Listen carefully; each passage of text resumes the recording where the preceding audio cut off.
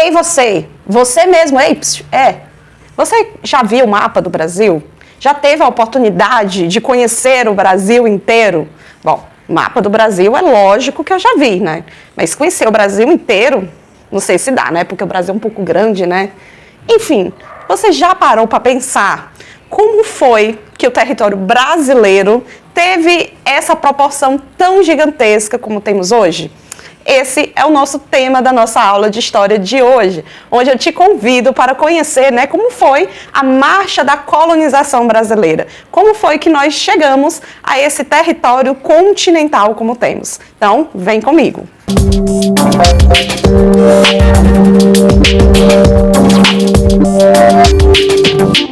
Vale ressaltar, pessoal, que o mapa do Brasil nem sempre foi esse mapa que a gente conhece atualmente. Na verdade, o Brasil tinha um território muito menor do que realmente existe hoje. E era até meio grande, né? Se a gente levar em consideração a outras colônias, né, que existiram aqui, próximas a gente. Mas esse tamanho do Brasil originalmente, né, respeitava o tal do Tratado de Tordesilhas. Não sei se você lembra das outras aulas da gente que tem aqui no canal, tá? Onde eu explico, né, que o Tratado de Tordesilhas aconteceu muito antes do primeiro português pisar aqui no Brasil. Era uma forma meio que apaziguar ali as duas grandes potências, né, daquela época, era Portugal e Espanha, que estavam aí a todo vapor, querendo conhecer e desbravar o mundo. Então, o Tratado de Tordesilhas dividiu o Brasil em metade, né? Então, boa parte do território hoje pertencia à Espanha. Portugal ficava com uma partezinha pequenininha dela. Então, num princípio, era respeitado essa regra, né? Em 1627, ao escrever a primeira história do Brasil, o Frei Vicente do Salvador observou que os colonos portugueses não haviam ainda conseguido conquistar o interior da colônia e arranhavam o litoral como caranguejos.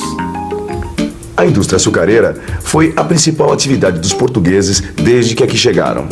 Com a cana, foram ocupados o litoral nordestino, o Rio e São Vicente. A pecuária, com pouca gente e poucos recursos, ocupava áreas isoladas do interior. Isso acontecia porque os perigos do sertão eram muito grandes. Por um lado, a dificuldade em sobreviver numa região desconhecida, tendo que vencer rios, serras, matas, enfrentar fome e febres mortais. Bom, por outro lado, os animais ferozes, né, Gil? E os índios que estavam fugindo do litoral para se livrar da escravidão. E tem mais, viu, Vicente? A tentação de explorar tudo isso devia ser muito grande, viu? Imagina. Ainda mais depois que o Caminho escreveu aquela carta lá. Os portugueses sonhavam encontrar aqui prata, ouro, pedras preciosas, o tal Eldorado que falam as lendas, não é isso? Mas o que a gente sabe é que eles finalmente acabaram avançando para o interior, né? E mesmo assim, né, o Portugal, vale ressaltar, né, não colonizou o Brasil inteiro logo de cara, né? A gente viu também em aulas anteriores que o Brasil teve um processo de colonização muito tardio, né? E por isso, né, que esse processo foi feito tão aos poucos, sabe? Tão, assim, a passos lentos, que, né, a boa parte da colônia era habitada onde ficava o mar, né? Então, boa parte dos colonos naquela época ficava na região litorânea, né, próximo ao mar. Primeiro, pelo fato de ser as portas para o mundo, né, de entrada e saída, e também, né, por medo, né, de adentrar o interior do Brasil.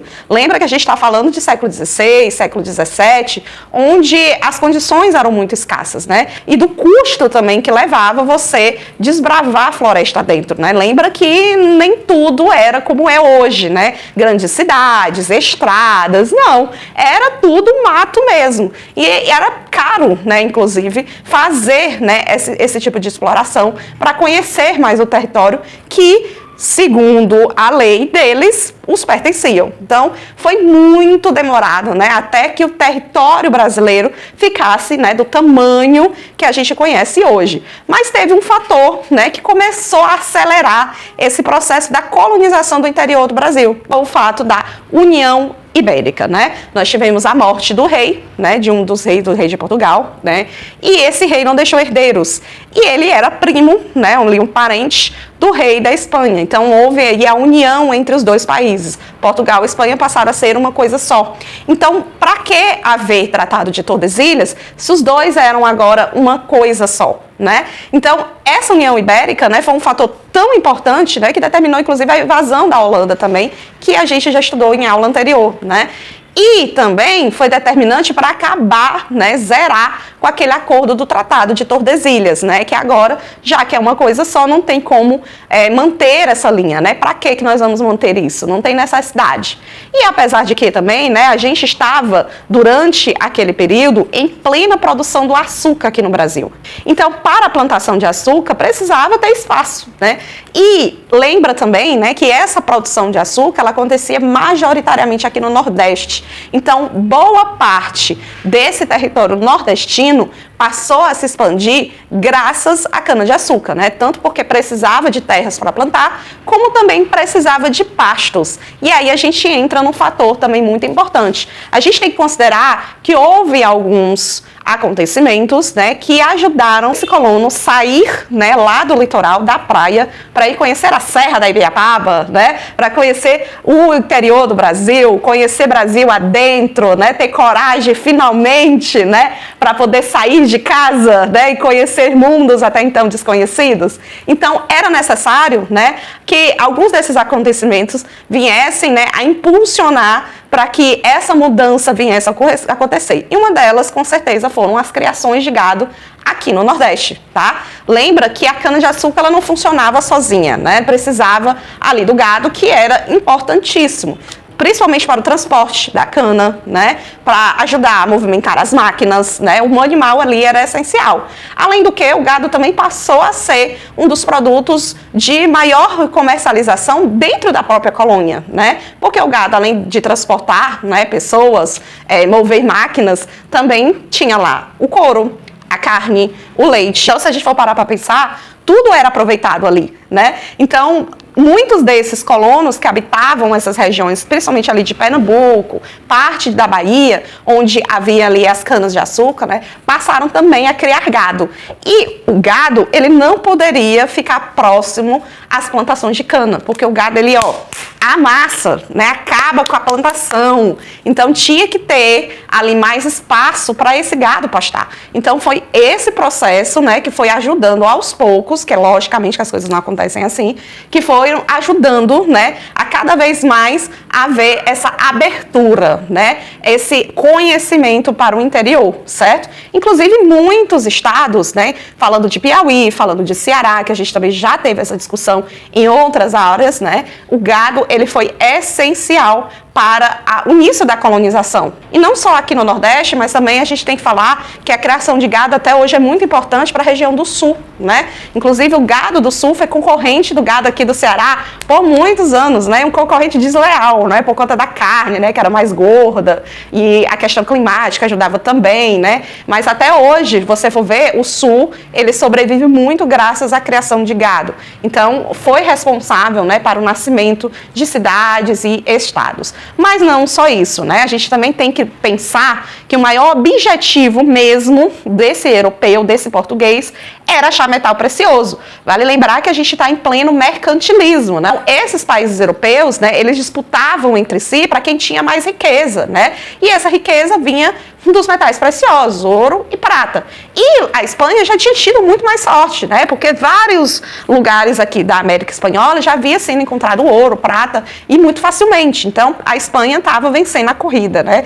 Então, claro que Portugal queria que aqui também tivesse outra fonte de riqueza, a não ser o açúcar, né? Então, o que é que eles faziam?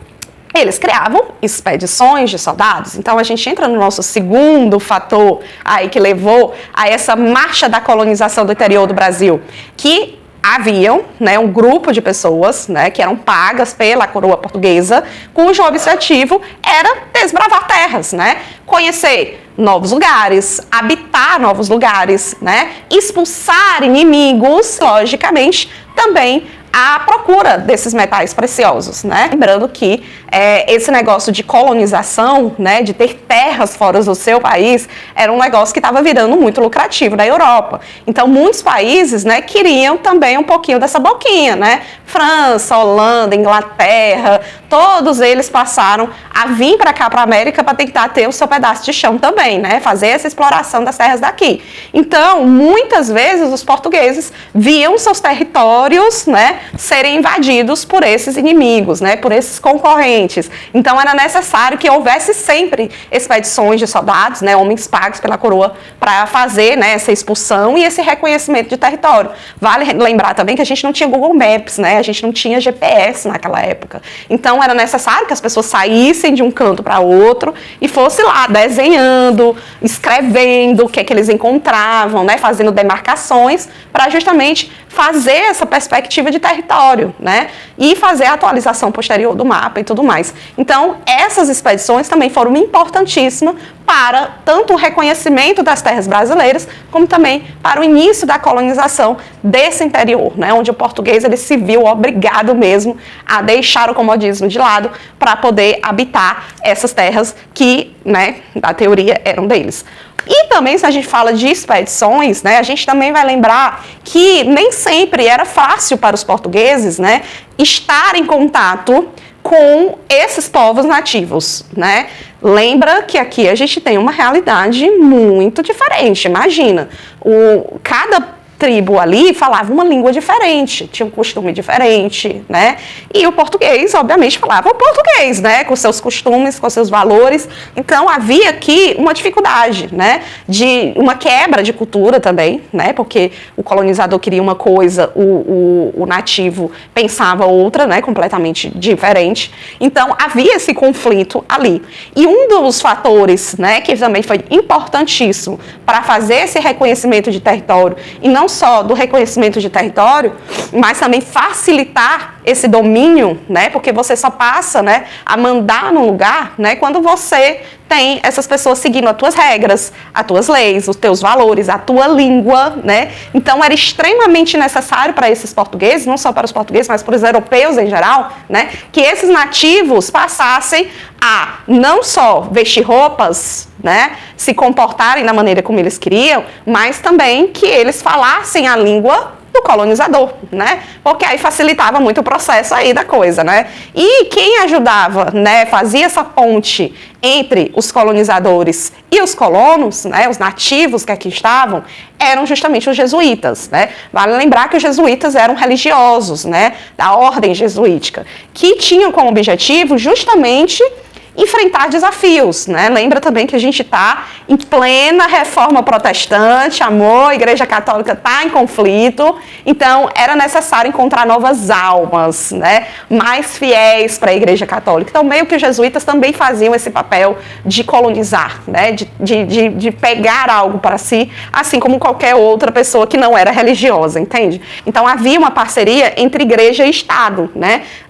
Esses jesuítas vinham aqui com o apoio dos portugueses, certo? E eles não tinham medo mesmo, sabe? Eles eram aqueles professores arretados. É turma do 6º ano? Não quero saber. Eu pego essa turma, sabe? Eu domino esses alunos.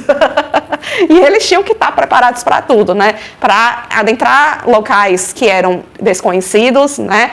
Tentar conhecer um pouco da cultura local, tentar achar uma forma de se comunicar, né, com esses nativos. E muitos desses jesuítas tiveram sucesso, né? Conseguiram trazer muitos desses povos originários, catequizá-los, né, para a Igreja Católica. Eles iam floresta mesmo adentro, formavam comunidades, né, e lá eles faziam esse trabalho, né, de catequizar. E os jesuítas também, vale ressaltar, né, que eles também faziam esse trabalho de professor, né, eles eram não só os professores dos povos indígenas, mas também dos colonos que moravam aqui, né. Então eles tinham, né, essa função justamente, né, não só ensinar os valores da igreja, mas também trazer esses povos originários para o domínio português, né, através do ensino da língua, das leis, enfim, né, todo esse processo. Já falamos de criação de gado, expedições, falamos de jesuítas, mas não terminou. Falta ainda falar de mais um, que nem tem a ver aqui com o nosso pé de chão, né? Estou falando dos bandeirantes, né,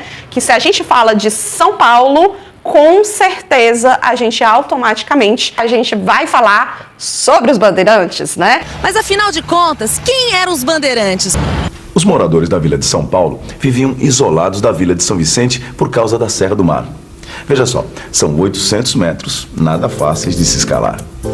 Hoje, Com as estradas modernas, o único problema que o viajante enfrenta é o trânsito. Mas naquela época, subir por antigas trilhas indígenas não era nada fácil. E assim viviam os paulistas, isolados do litoral, sem dinheiro para comprar escravos, plantando apenas para o próprio consumo e com índios por todos os lados. Por isso, acabaram desenvolvendo uma vida própria, pouco ligada à metrópole portuguesa. Ah, quer dizer então, como eles estavam isolados do litoral e a vida andava muito difícil, os paulistas resolveram entrar do sertão adentro. Exatamente, formaram as bandeiras e foram procurar riquezas. Como é, então, que nós vamos conseguir o din-din, né? Porque os meninos aqui estão tudo chorando, né? Querendo um pãozinho de cada dia, né? Como é que eu vou alimentar o meu menino? Então, uma forma, né, que esses paulistas encontraram, né, para poder entrar nesse comércio, né, poder ganhar um pouquinho mais de tutu, né, foi o bandeirismo. Mas o que era o bandeirante? Bandeirante era um homem com uma bandeira. Pronto, encerrou a aula, gente. Acabou. Só esse vídeo. Calma, que não é bem assim, né? Calma. Os bandeirantes, né, eram homens paulistas, né, que tinham o objetivo de duas coisas.